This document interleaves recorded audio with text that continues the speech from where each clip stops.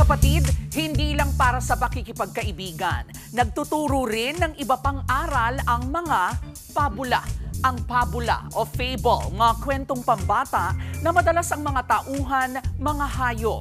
Ang layon po nito, makapagturo ng mahalagang aral sa buhay. Kung titignan po natin ang etymology ng salitang fable o pabula, sinasabing hango po ito sa salitang Latin na fabula na ang literal na kahulugan ay kwento o story.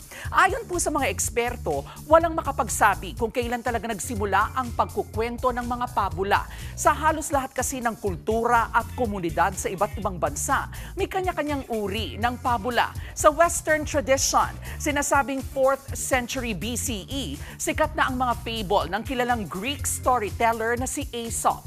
Kabilang na nga riyan ang classic tale na nagpaunahang Pagong at Kuneho o The Tortoise and the Hare. Sa ancient India naman, 1st millennium BC, may mga naitatala na silang mga pabula. Pero iyong sa kanila, minsan may mga karakter na tao na kasama sa istorya.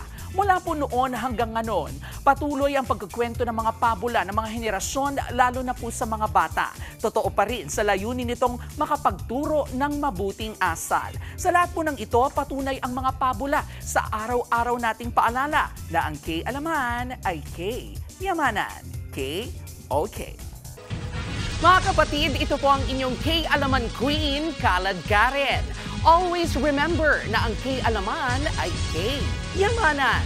Kaya para sa latest showbiz news at dagdag impormasyon, mag-follow at mag-subscribe sa social media pages ng News 5. K-okay.